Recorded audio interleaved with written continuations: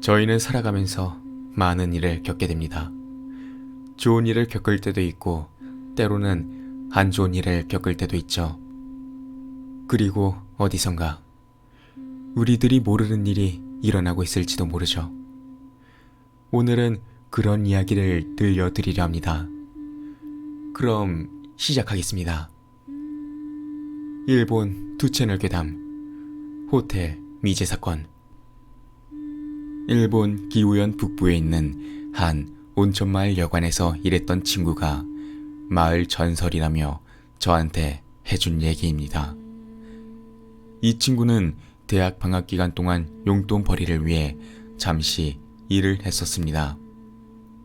어느 날 여관의 사장님이 회식 자리에서 지금으로부터 20년도 더 된 얘기라고 말해줬다고 합니다.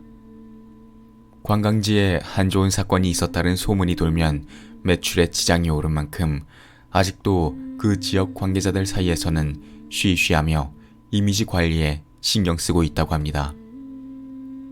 그곳은 마을 전체가 높은 산간에 있어 겨울이 오면 눈 속에 파묻힌다고 합니다. 그 마을에서 2km가량을 더 들어간 곳에 개나 고양이 같은 반려동물과 같이 숙박할 수 있는 호텔이 있는데 바로 그 호텔에서 일어난 사건이라고 합니다.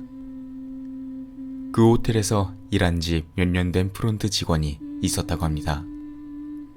온천 주변이니만큼 겨울은 항상 성수기였는데 일본 사람 외에도 외국인들도 있을 만큼 손님은 많았다고 합니다.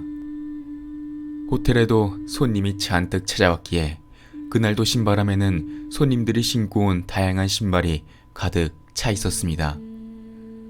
아침 일찍 일어나 그 신발들을 현관에 쭉 늘어놓는 것이 그가 맡은 일 중 하나였습니다.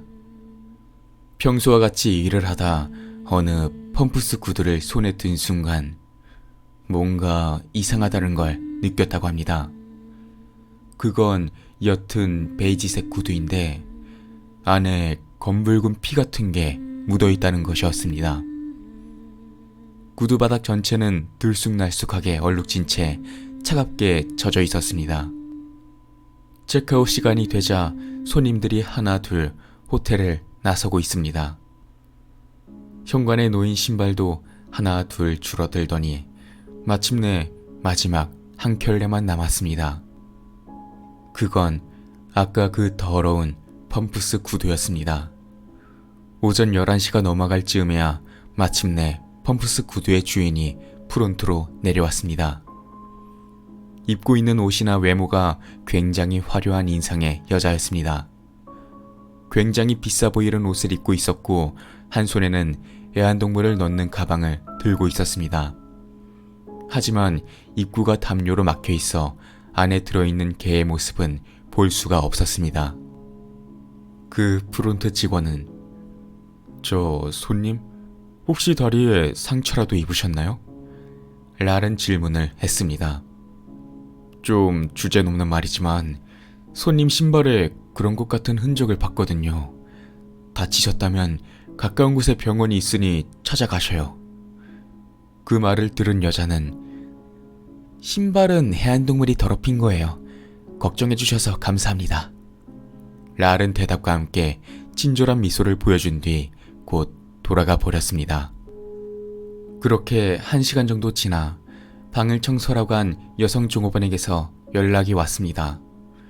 아까 그 손님이 묵었던 방이 이상하다고 얘기하는 것이었습니다. 그래서 그 방으로 가보니 타다미 위에 발자국이 어지러이 찍혀 있었습니다. 그것도 피에 젖은 발자국이. 그것은 방 한켠에 흔적이 남아 있었는데 마치 귀신이 춤을 추기라도 한 듯한 참상이었다고 합니다. 욕조 배수구에는 작은 동물의 사체 조각 같은 게 잔뜩 막혀 있었습니다. 데리고 온 애완동물이 쥐 같은 걸 잡아 방을 더럽힌 듯 했습니다. 호텔 입장에서는 굉장히 역한 사건으로 남았습니다. 그 다음날 마을 주민이 수상해 보이는 검은 비닐봉투를 발견했습니다.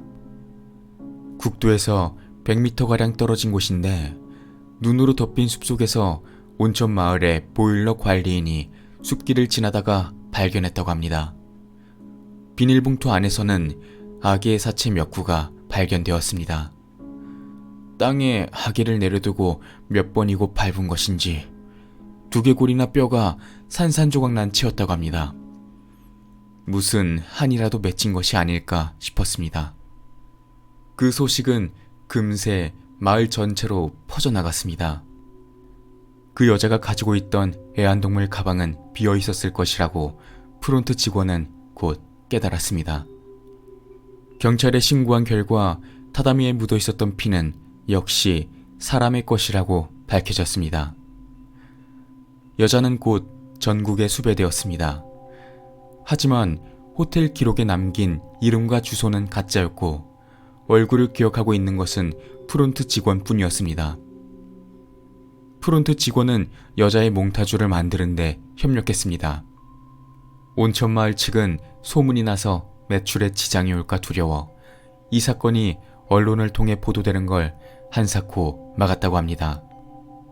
그리고 반년 정도 지나 계절은 여름으로 바뀌었습니다. 결국 여자의 행방은 찾을 수 없어 수사는 진전없는 미궁 속으로 빠졌고 근처 지역에서 신생아가 실종된 사건이 있는지도 집중적으로 살펴봤지만 찾을 수는 없었다고 합니다. 하지만 마을은 어느덧 아무 일도 없었다는 것처럼 과거의 평온함을 되찾고 있었습니다. 프론트 직원 역시 평소처럼 호텔에 걸려오는 전화를 받고 있었습니다. 내일 예약 좀 하고 싶은데요. 지난번에 전화했을 때는 A씨라는 분이 담당하셨던 것 같은데 그분 계신가요? 제가 A입니다. 아, A씨시군요. 네, 그렇습니다. 한동안 수화기 너머에서는 아무 말이 없었습니다. 내 몽타주를 그린 게 너구나. 우리 할 얘기가 있을 텐데. 이 말 직후 전화는 끊어졌습니다. 그 프론트 직원은 곧바로 호텔에서 사직하고 도쿄로 향했다고 합니다. 그 후 그 프론트 직원은 일본을 두고 외국으로 유학을 떠났다는 얘기가 돌았다고 합니다. 그리고 그 프론트 직원과의 통화 후 그 여자처럼 보이는 손님은 그 호텔에 아직까지 다시 온 적은 없었다고 합니다. 그 여자는 지금도 우리 주위에 숨어 있을지도 모르죠.